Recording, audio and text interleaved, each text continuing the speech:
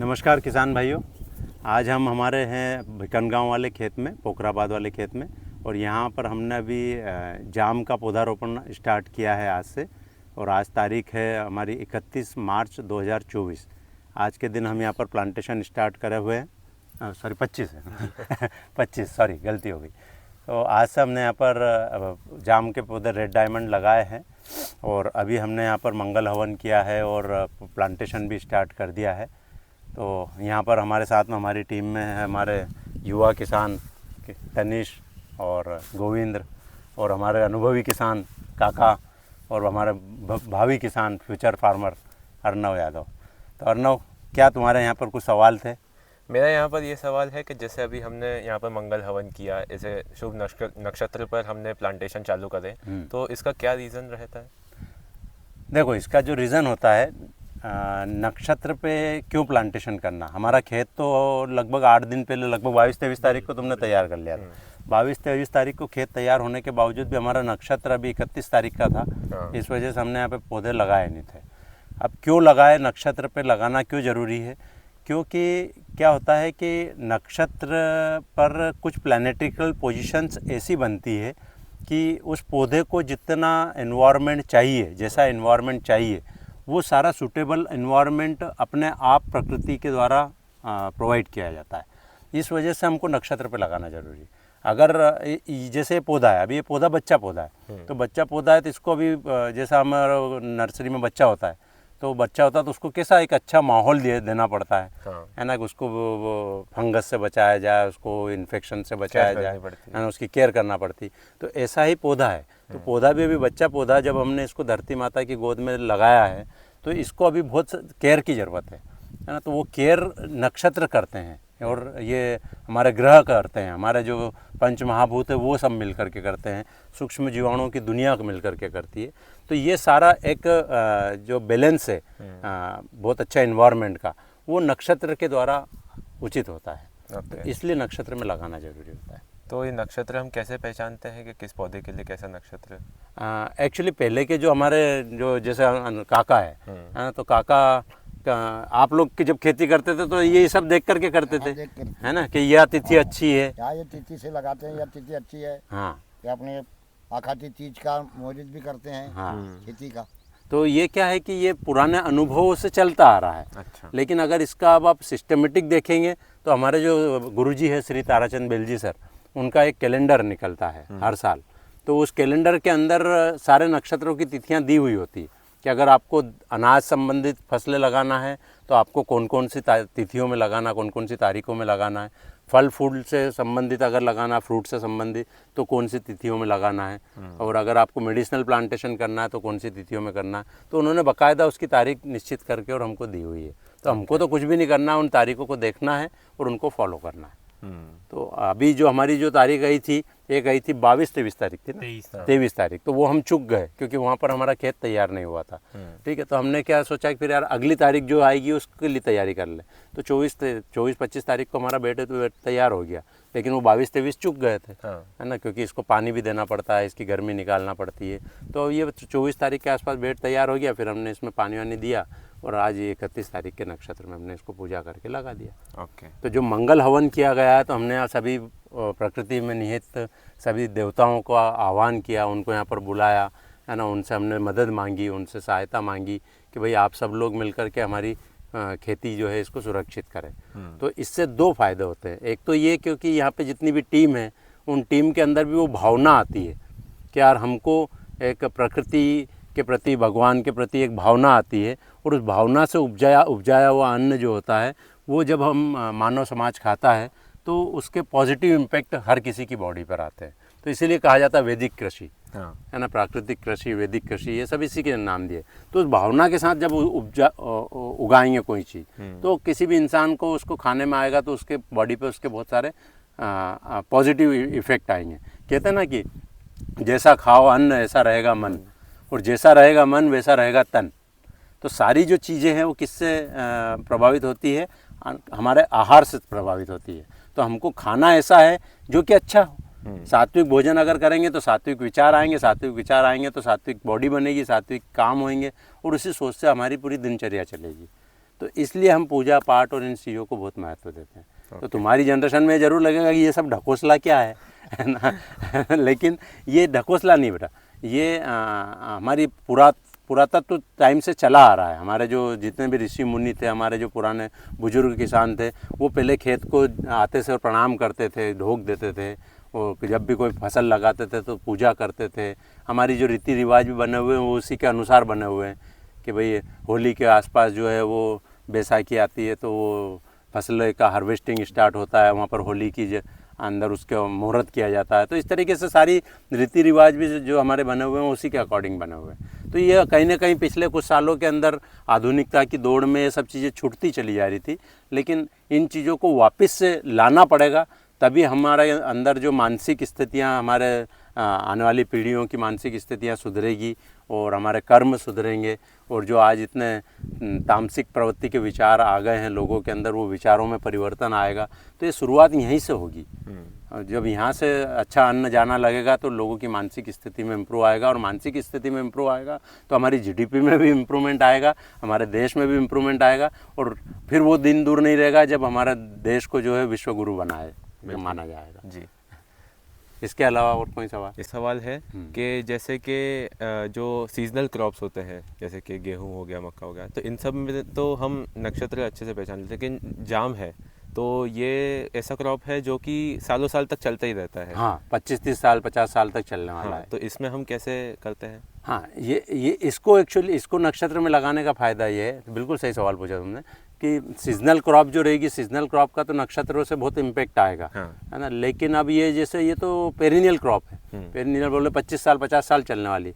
लेकिन क्या होता है, पेरिनियल क्रॉप भी अगर है तो इसको भी अगर हम नक्षत्र में लगाएंगे तो ये जो पौधा भी छोटा है ना, तो यहीं से इसकी केयर, अभी इसको ज़्यादा केयर की ज़रूरत है। तो अगले 1-2 महीने 3 महीने साल भर 2 साल तक इसको ज़्यादा एक्स्ट्रा केयर की ज़रूरत लगेगी। तो प्रकृति माता है, धरती माता है, पंच महाभूत है, वो अभी से इसकी केयर अच्छी करेंगे। और जब इसकी केयर अच्छी होगी तो पौधा भी अच्छा बनेगा, इसके अंदर मोटिलिटी कम आएगी। मोटिलिटी कम आएगी, कई सारे पौधे बांझ रह जाते हैं जिनके अंदर फल ही नहीं आते हैं, तो वो ऐसे पौधे नहीं निकलेंगे। और दूसरा कहा जाता है ना कि जब किसी का जन्म होता है तो राशियाँ वहीं से बनती है ना, एस्ट्रोलॉजी जो बनती है वो वहीं से बनती है कि भाई आपका समय, जन्म का समय क्या था। तो जब हमने इस पौधे को धरती माता में रोपित किया है तो इसका समय कौन सा हो गया, इसकी जन्म तारीख कौन सी हो गई, ये आज की जन्म तारीख हो गई। तो इसकी जन्म तारीख से इसका पूरा जीवन साइकिल चलने वाला है। जैसा हमारी जन्म तारीख से हमारा पूरा जीवन साइकिल प्रेडिक्ट किया जाता है और उसके इफेक्ट आते हैं, ऐसा ही इसका भी पूरा इफेक्ट जो आएगा इसके जीवन साइकिल का, वो कहाँ से आएगा, इसके जन्म तारीख से। तो इसकी जन्म तारीख तो आज की कहलाएगी ना, भले से 25 साल तक चलने वाला है ना। तो इसको नक्षत्र के और इनके सबके सपोर्ट तो अभी एक्स्ट्रा केयर के लिए अभी बचपने में मिल जाएंगे, लेकिन इसकी पूरी जीवन तक इसको जो बेनिफिट मिलने वाले हैं वो इसकी आज की लगाई हुई तारीख से ही चलेगा। तो इसलिए इनको भी सही नक्षत्र में लगाना जरूरी है। ओके, है ना। तो अब अपन उस रोड पे चलते हैं और आगे देखते हैं। तो मेरा यहाँ पर ये सवाल है कि जैसे हमने जाम की प्लांटेशन करी है, इनके बीच में अपन ने 8-8 फीट की जगह छोड़ी है, तो इतनी सारी अगर हम जगह छोड़ रहे हैं एक खेत में तो एक टाइप ऑफ वेस्ट ही हो रहा है। तो क्या ये एक नॉर्मल किसान को छोड़नी चाहिए, इसका क्या रीज़न है? नहीं, देखो ये जो जाम है ये श्रब है ना। जब हम कोई भी क्रॉप लगाते हैं तो उसकी हाइट और उसके ग्राफ पे काफ़ी ध्यान देना पड़ता है। तो जैसे गेहूं लगाया, चना लगाया तो आपको नज़दीक लगाना पड़ेगा। अब ये श्रब है तो ये तो पेड़ बनेगा ना, इसका पौधा बनेगा। तो अब ये पेड़ जो बनेगा तो इसकी जो कैनोपी का जो मैनेजमेंट है उस कैनोपी के अकॉर्डिंग इसका ग्राफ लेना पड़ेगा। अगर मान लो इसको हमने नज़दीक लगा दिया तो सूर्य के प्रकाश की जो है इनमें कंपटीशन हो जाएगी और उत्पादन ही नहीं देंगे। तो या तो फिर उसको नज़दीक लगाया है, होता है अल्ट्रा हाई डेंसिटी पे भी लगेगा ये। हम अभी एक खेत के अंदर ट्राई भी कर रहे हैं ना, तो क्या गैप पे लगा रहे हैं अपन? एक खेत में तो हम 6x4 पर लगा रहे हैं, एक में 7x4 पर लगा, एक में 7x4 पे, मतलब ये लाइन से लाइन की जो दूरी है यहाँ पर 8x5 पे लगाया हमने। अभी एक खेत के अंदर इसमें 7x4 पे भी लगाएंगे, एक में 6x4 या 6x3 पे भी लगाएंगे। तो वो अल्ट्रा हाई डेंसिटी है। पर फिर उसकी जो कैनोपी का मैनेजमेंट है वो प्रूनिंग वूनिंग करके उसकी कैनोपी को छोटा रखना पड़ेगा, है ना। तो छोटा रखेंगे तो फिर सूर्य का प्रकाश सबको प्रॉपर मिलेगा। अब रही बात कि ये 8x5 पे लगाया है, तो अगर अभी देखा जाए तो ये खेत काफ़ी खाली दिखेगा, है ना। तो अभी हम क्या करेंगे, इसके अंदर इंटरक्रॉपिंग भी लेंगे, ऐसी इंटरक्रॉपिंग जो कि एक दूसरे को सपोर्ट करती हो। जैसे जाम के साथ में अदरक, जाम के साथ में हल्दी, ये चीज़ें एक दूसरे को सपोर्ट करती। जैसे अपन ने पुनासा के अंदर नींबू के साथ में अदरक भी करा है, हाँ, तो उनने एक दूसरे को सपोर्ट करा थोड़े छाँव में भी उग जाते हैं। छाँव में, क्योंकि उनको बहुत ज़्यादा छाँव की भी ज़रूरत नहीं होती और बहुत ज़्यादा धूप की भी ज़रूरत नहीं होती, पार्शल शेडो की ज़रूरत होती है। तो अब यहाँ पर जब इनकी कैनोपी बनेगी तो क्या होगा, इनके अंदर पार्शल शेडो भी हो जाएगा। हाँ। तो ये जो बेड है अभी हमारी, ये मिट्टी चढ़ करके ये बेड थोड़ा और चौड़ा होएगा, ये कहीं भी 3.5-4 फीट का बेड बन जाएगा। ओके। तो 3.5-4 फीट का जब बेड बन जाएगा तो इस जाम के पौधे से 1-1.5 फीट इधर, यहाँ पर एक लाइन यहाँ पर अदरक की आएगी, 2 लाइन अदरक की और 2 लाइन अदरक की इधर आएगी और 1 लाइन यहाँ बीच में भी आ जाएगी। ओके। तो उससे क्या होगा कि इसके अंदर इंटरक्रॉपिंग हो जाएगी। तो यहाँ पर हमारा जाम जब तक बढ़ेगा, अभी तो इससे उत्पादन आने वाला है नहीं, हाँ। है ना, लेकिन हम जो इंटरक्रॉप करेंगे तो उससे हमारे जो अभी के मैनेजमेंट के खर्चे हैं ये सब निकलते जाएंगे, कमाई भी चालू हो जाएगी। ठीक है, तो जब तक ये जाम फल देने लायक होगा, इसको 1.5 साल 2 साल लगेंगे फल देने लायक होने में, तो तब तक हमारे अदरक से और इनसे हमको कमाई चालू होती जाएगी। ओके। तो ऐसे इंटरक्रॉपिंग भी करेंगे इसके अंदर। और ये मैंने देखा कि रोड पर भी हमने बहुत सारी जगह छोड़ रखी है, हाँ। तो इसका हम क्या यूटिलाइजेशन करने वाले हैं? हाँ, ये देखो, ये जो रोड है ये हमने खेत के सभी तरफ, अभी आप देखोगे तो इधर भी पूरी रोड डली हुई है, हाँ। उधर कोने में भी एक रोड डली है, एक उधर भी रोड डली है, एक ये इधर भी रोड डली। हमने इस पूरे 9 एकड़ खेत को छोटे छोटे भागों में बांट दिया। ओके। ठीक है, उसके पीछे लॉजिक ये है कि अब हम इस खेत को जो है जीरो टिलिंग मेथड पर लेके जाने वाले हैं। ओके। मतलब इसके अंदर ट्रैक्टर अब अलाउ ही नहीं करेंगे, अभी हद से ज़्यादा एक सीजन में ट्रैक्टर और अलाउ करेंगे, उसके बाद जीवन भर इसके अंदर ट्रैक्टर अलाउ नहीं रहेगा। ओके। तो अब जीवन भर अगर ट्रैक्टर अलाउ नहीं है और इसके अंदर अगर हमको हार्वेस्टिंग करना है तो जो प्रोडक्ट निकलेगा, हाँ। तो उस प्रोडक्ट को हमको लोड करना है ट्रैक्टर के अंदर, है ना, तो कैसे करेंगे? अगर मान लो बहुत लंबे लंबे खेत रहे तो उसमें लेबर ही बहुत लग जाएगी, हाँ, वो पूरा इधर से उधर जाने में लेबर ही बहुत लग जाएगी। तो हमने क्या करा, एक रोड इधर डाला हुआ है, एक रोड उधर डाला है, तो इसका आधा हार्वेस्टिंग इधर निकल के आ जाएगा, इसका आधा हार्वेस्टिंग रोड के उस साइड चले जाएगा। तो हमारा जो लेबर के अंदर जो टाइम वेस्ट होना है वो चलने के अंदर वो टाइम वेस्ट नहीं होगा। साथ ही साथ क्या होगा, कल से इसके अंदर FOM वगैरह डालना पड़ा, कुछ और इनपुट्स डालने पड़े, जो फार्म यार्ड मैन्योर्स वगैरह वो डालने पड़ेंगे, है ना, प्रूनिंग करना है, कटिंग करना है, पानी देना है, तो उन सब के मैनेजमेंट प्रॉपर हो जाएंगे। और रही बात अब ये है कि यार ये देखेगा कि यार ये तो 25 फीट चौड़ा रोड छोड़ दिया, हाँ। 25 नहीं, कितने फीट चौड़ा है ये? 30 फीट, ये 30 फीट है। 30 फीट चौड़ा रोड है। तो टोटल इस किनारे से लेके उस किनारे तक टोटल 30 फीट का रोड है। तो इसके अंदर भी हमने क्या करा है, इसमें इधर दिखाना भाई जरा, ये वाला जो पेच है ये पूरा हमारा ग्रीन बेल्ट है। ओके। ये जो ब्लैक वाला जो पेच है, हाँ। ये पूरा ग्रीन बेल्ट है। इसके अंदर क्या करने वाले हैं हम, ये इस बाउंड्री से 2-3 फीट के ऊपर तो यहाँ पर कुछ हाई कैनोपीज वाले प्लांट आ जाएंगे, जैसे नारियल का पौधा हो गया, महोगनी का पौधा हो गया, सागवान का पौधा हो गया, कुछ बीच बीच में जामुन, पीपल, नीम, इस तरीके के पौधे हो गए, ताकि एक बायोडाइवर्सिटी यहाँ पर मेंटेन हो जाए। तो ये हाई कैनोपीज के पौधे आ जाएंगे। इन हाई कैनोपीज के पौधे के बीच में जैसे यहाँ पर फेंसिंग लगेगी, अभी जाली लगेगी, हाँ। तो जाली के किनारे किनारे हमारे बेल वाले जो क्रीपर्स होते हैं, जैसे बलौर की क्रीपर हो गई, तो सीजनल में रहती ना, जैसे अभी गिलकी तुरई का सीज़न है तो गिलकी तुरई की क्रीपर उसके ऊपर चला दी, कुछ फूल वाली क्रीपर भी चला दी ताकि खेत की सुंदरता भी बने रहे। तो ऐसी सारी क्रीपर्स इस जाली के ऊपर चल जाएगी। ठीक है, तो इससे हमको सब्जियों का उत्पादन भी होने लग जाएगा। ये जो यहाँ पौधे लगाए हैं तो इसके अंदर कुछ फॉरेस्ट्री प्लांट है, कुछ फ्रूट प्लांट्स है और कुछ फ्लावर प्लांट्स है। हाँ। तो फॉरेस्ट्री प्लांट जो है उनसे हमको लकड़ी बेच करके और इनसे पैसा आना चालू हो जाएगा, भले से वो 10 साल 15 साल में आएगा, है ना, लेकिन उससे रेवेन्यू चालू हो जाएगा। हाँ। फ्रूट प्लांट जो लगाएंगे, जैसे जामुन का पौधा हो गया, आपका इमली का पौधा हो गया, आपका सहतूत का पौधा हो गया, तो इनसे कुछ ना कुछ फ्रूट आना चालू हो जाएंगे। ठीक है, और इनसे पक्षी भी आएंगे, तो पक्षियों का घर बन गया। क्योंकि जब भी हमारी इन क्रॉप के अंदर ये जैसे मोनोक्रॉपी पैटर्न हो गया, हाँ। तो मोनोक्रॉप के अंदर जब भी कोई पेस्ट आएंगे तो ये जो पक्षी रहेंगे तो ये हमारा फ्री में जाकर के उन पेस्ट को उनको खाने का काम करेंगे। तो पेस्ट मैनेजमेंट भी हो गया उससे। हाँ। अब इसके बीच में फिर यहाँ पर हम जो है कुछ फूल के पौधे लगा देंगे इन फॉरेस्ट्री क्रॉप उनके बीच में नीचे और साथ में फिर जो इधर की जो लाइन बचेगी, हाँ। इन लाइनों के अंदर हम लगाने वाले गन्ना घास टाइप की चीज़ें, अच्छा। खस हो गई, गन्ना घास हो गई, सन हो गया, इस टाइप की फसलें लगा देंगे। तो ये क्या करती है, हरी रहती है और ये लगभग इसकी हाइट जो 5 फीट 5.5 फीट 6 फीट के आसपास चली जाती है। तो गर्मियों के अंदर ये जो हीट वेव्स जो होती है उसको प्रोटेक्ट करने का काम करेगी, सर्दियों के अंदर ये कोल्ड वेव्स को प्रोटेक्ट करने का काम चालू करेगी। तो इससे हमारी फसलों को फ़ायदा होगा, क्योंकि ये अगर नहीं होगी तो क्या होगा, सारी की सारी हीट वेव्स कहाँ जाएगी, फसलों पे जाएगी। तो किनारे किनारे के जितने भी पौधे हैं, हाँ। वो सारे झुलस जाएंगे उसमें, और ठंड के अंदर क्या होंगे, वो जल जाएंगे। जब कोल्ड वेव्स चलती तो क्या होता है, जला देती है वो, तो वो पौधे जल जाते हैं। तो ये जो हमारी गन्ना घास रहेगी ये गन्ना घास उसको प्रोटेक्ट करेगी और साथ में फिर ये गायों के लिए चारा भी हो जाएगा। हाँ। तो हर चीज़ हमारा कहीं ना कहीं रेवेन्यू का पार्ट बनेगा, ठीक है, चाहे वो फॉरेस्ट्री क्रॉप हो, चाहे वो फ्रूट प्लांट्स हो, चाहे वो फ्लावर प्लांट हो। अब जैसे रोड है तो रोड के किनारे पर भी एक नारियल इधर आ जाएगा, एक यहाँ पर चंपा का फूल का आ जाएगा, ठीक है। तो अब फ्लावर लगाना क्यों जरूरी है? क्योंकि फ्लावर्स जो होते हैं ना, फ्लावर्स वो पेस्ट को जो है अट्रैक्ट करते हैं। तो जितने भी पेस्ट होते हैं, मधुमक्खियाँ होती है, वो किस पे आती है? फूलों के ऊपर आती है, ठीक है। तो ये भी हमारे एक तरह से पेस्ट मैनेजमेंट का काम कर रहे हैं। साथ ही साथ हमारे जब इनके अंदर पॉलिनेशन की ज़रूरत लगती है, क्योंकि इनमें जब फूल फल आएंगे जाम के अंदर तो पॉलिनेशन की ज़रूरत लगती है। तो मधुमक्खियाँ होगी तो पॉलिनेशन होगा, है ना। तो फूल होंगे तो मधुमक्खियाँ होगी, तो खुशबूदार माहौल रहेगा, तो इसके अंदर सभी तरह के जीव जो है पॉजिटिव इकोलॉजी वाले सारे जीव पनपेंगे और वो सब हमारी पैदावार को बढ़ाने का काम करेंगे। तो नुकसान कहीं पर भी नहीं है, 1 इंच भी वेस्ट 1 इंच भी वेस्ट नहीं होगा। हाँ, ये जरूर है कि ये जो बीच का 10-12 फीट का जो सर्कुलेशन स्पेस है, ये सर्कुलेशन स्पेस हमेशा वेस्ट के रूप में दिखेगा, लेकिन ये हमारी लेबर उतनी बचा देगा। हाँ, वो क्योंकि इस पर ट्रैक्टर अगर जाएगा तो इसका हार्वेस्ट मेरे को हमारी लेबर को केवल वहाँ से ला करके ट्रैक्टर में यही लोड करना। अगर ये नहीं डालते तो फिर क्या करना पड़ता, वहाँ का जो जाम है उसको भी तोड़ तोड़ करके यहाँ पर लाना पड़ता।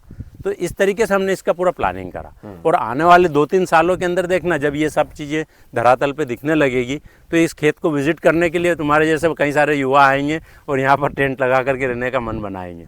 तो एक एग्रो टूरिज्म का भी माहौल भी डेवलप होगा, जैसे कि आज पुनासा में हो गया। अभी हमने पुनासा के अंदर इतनी सारी पार्टियां करी, सबको मजा आता है, लेकिन किसी टाइम पे पुनासा भी ऐसा ही हुआ करता था और बल्कि इससे बदतर था। क्यों काका? है ना, काका की वहाँ पे पूरी मेहनत है, इनने देखा कि वहाँ कितना बदतर। ये तो आज खेत बहुत अच्छा दिख रहा है और बहुत अच्छा वेल प्लान्ड करा हुआ है। वहाँ पर तो धीरे धीरे हम लोगों ने सीखते सीखते डेवलप करा, तो ये आज अच्छा डेवलप हो गया। तो सोचो कि आज से 2 साल 3 साल बाद ये कितना अच्छा डेवलप होगा। बहुत अच्छा हो जाएगा, है। इसके अलावा तुम्हारा कोई सवाल? नहीं, ये मैंने यहाँ पर देखा कि ये हमने खाली जगह छोड़ी है, ये किस लिए है? ये एक्चुअली हमने एक खलियान बनाया है। यहाँ हमारे 2 पेड़ थे, तो इन पेड़ों से हमको मोह था कि यार इतने पुराने पेड़ है तो इनको बचा लें, है ना। और फिर हमारा खलियान भी हमको क्या इतना बड़ा, जैसे 8-9 एकड़ का खेत है, तो 8-9 एकड़ के खेत में यहाँ पर कल से हार्वेस्टिंग भी होगी, कल से बहुत सारे इक्विपमेंट्स भी होंगे। तो ये जगह आज भले ही इतनी दिख रही, वेस्टेज दिख रही, लेकिन ये काम आएगी। प्लस यहाँ पर जो चौकीदार रहेगा, चौकीदार का एक रूम भी यहाँ पर बनाना पड़ेगा, है ना। कल से यहाँ पर हम आए अपने खेत में या कुछ लोग आए अगर फार्म विजिट करने के लिए, तो उन लोगों को भी बैठने के लिए एक जगह की ज़रूरत लगेगी।